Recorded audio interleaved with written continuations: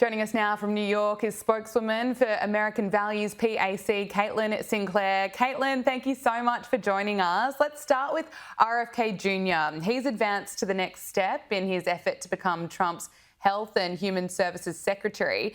He's seen as one of the more controversial figures, but my goodness, does he have a lot of support for just being willing to stand up against big pharma, the food industry. He's dared to call for more testing on certain vaccines.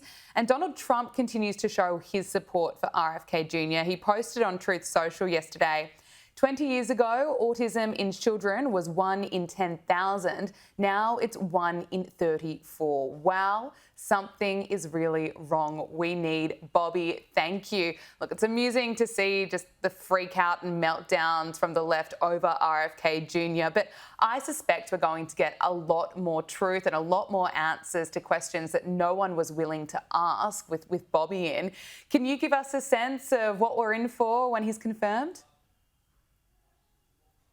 Absolutely. Well, here's the thing about a pick like RFK Jr. It is exactly who Americans voted for. They voted for the real disruptors, and that's exactly what Bobby plans to do. He plans on being a disruptor. He plans on being a disruptor to big food, to big pharma, to all of these three-letter agencies.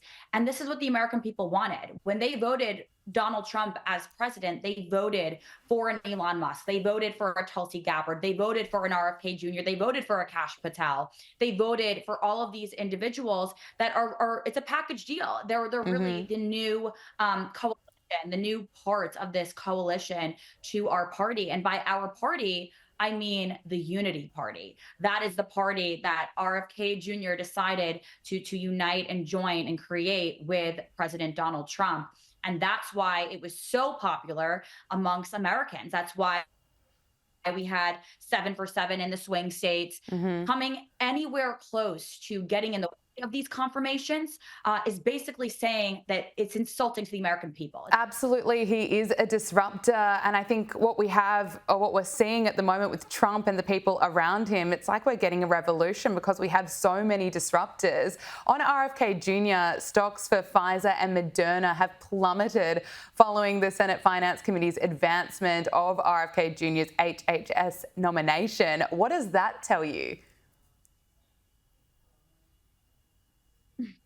Well, has anyone checked Nancy Pelosi's stock portfolio today? That's the first thing that comes to mind. When a logical person thinks about this, why would pharmaceutical companies whose goal involves making people's lives better and healthier, why would their stock drop when we're trying to confirm the nominee for Health and Human Services Secretary, a role that would maybe help their job every day, help their goal, which is to make Americans healthier. So it really makes you question what the real goal is, make money off of illness. Here's the truth, Gabriella. Mr. Kennedy, he has awakened the consciousness of Americans about the need to end the chronic disease epidemic. And that's what this is really about. Chronic disease affects 50% of the population in America right now. And some people are very threatened by that promise to end that epidemic. We effectively really have one chronic disease in this country, and that is terrible metabolic disease and metabolic dysfunction. And RFK Jr. has promised to tackle all of that. What that reveals and what that actually shows in is all of the disease we see, like obesity, diabetes, liver disease, heart disease, stroke. It all stems from metabolic dysfunction. Again, chronic disease. That is the promise that RFK has made to combat and totally destroy chronic disease in this country. Both him and President Trump have taken the two most powerful industries, which is big food and big pharma, and they have promised to battle against them. And so far, they are winning. And I would ask your viewers, who do you think that's a win for? It's for us and it's for our future. and for our future children. Absolutely. And finally, we have reason to be optimistic that the future is going to be brighter, that Americans are at a point where they can get healthier again. So can the world. Let's talk about Tulsi Gabbard. It's appearing as though she's heading towards confirmation as well. The Senate Intelligence Committee narrowly advanced Tulsi Gabbard's nomination to oversee the nation's intelligence agency. Now, she still needs to clear a full Senate vote to win confirmation, but she's also seen as another controversial appointment, or as you put it, a disruptor. What's your assessment of Tulsi? What are we going to expect from her? Yeah, again, so hearing from anyone, hearing from Democrats who, by the way, not a single Democrat voted for Tulsi Gabbard or RFK Jr. I find that appalling. These were two lifelong Democrats. I think that puts into perspective who we're currently dealing with when it comes to the Democrat Party. But again, this is a mandate from the American people. When they voted for Donald Trump as president, they voted for everyone that Donald Trump needs to execute his plans for the golden age of America. And that includes Bobby Kennedy, that includes Tulsi Gabbard, includes Pam Bondi. So both of these folks will go to the Senate floor for a full Senate vote now. We don't have exact timing on that, both Tulsi and RFK Jr. But the fight is not over. So Americans should keep calling their senators, and MAGA and MAHA be on full alert. We are still in this fight. Now, the CAA is already being shaken up. It's become the first major national security agency to offer buyouts to its entire workforce. This is part of Trump's broad effort to shrink the federal government and shape it, I should say. Now, the offer tells federal employees that they can quit their jobs and receive roughly 8 months of pay and benefits. What's happening right now with the CIA? Yeah, this is a huge announcement. I believe I read this very late last night, but it's a great move by President Trump to shrink the bloated federal bureaucracy, these three-letter agencies, Gabriella, that many Americans have not understood for so long what they actually do. We have so many questions as taxpaying citizens as to what actually goes on behind these three-letter agencies. Yeah. This move will save taxpayers like myself millions and make the CIA actually more efficient in the long run. So it's time to see some real reforms now. Kudos to President Trump and his team for taking on the swamp and winning. The MAGA agenda is already working. It already is so fast. The White House has released a list of projects overseen by USAID and has identified the waste from this. It's just been wild to witness and see how much money has been wasted, thrown at left-wing projects right around the world. Elon Musk has been leading this, and he says that USAID is beyond repair. Here is Elon Musk. What we have here is not an apple with a worm in it, but we have actually just a ball of worms. If you've got an apple and it's got a worm in it, maybe you can take the worm out. But if you've got actually just a ball of worms, it's hopeless.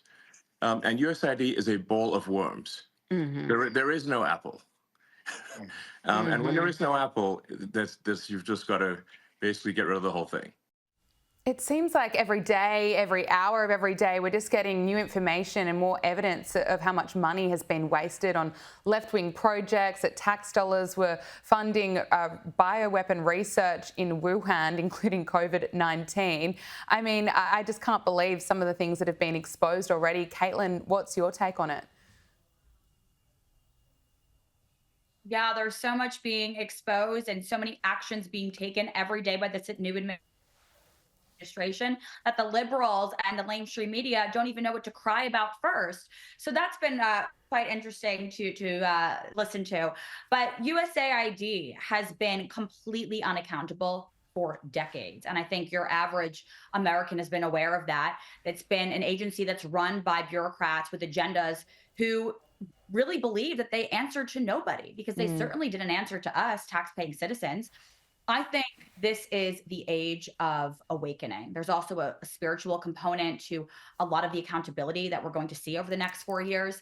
Most of us have lived our whole lives in basically a carefully constructed Truman Show. That's really how the American people feel, especially after the past 4 years, where none of the institutions that you know, Gabriella, and you meet the media to public health, to the FBI, to the CIA, to universities, to NGOs. None of these agencies are actually what they appear to be. None of these institutions are actually what your average American thinks they are. It really feels like the Truman Show. This is going to be a huge awakening, and I can't even keep up myself. I know, I agree with you. The truth is coming out. More and more of it is being revealed every day, and we are reporting on it right here.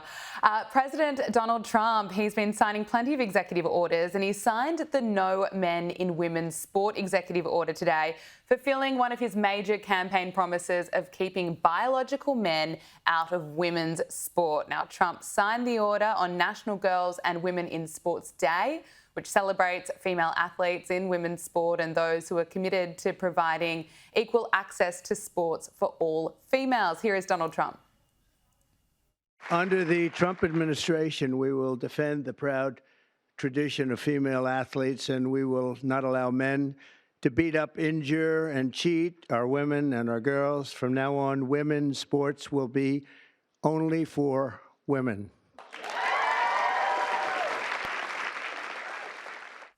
Caitlin, just how much relief is there for the women of America?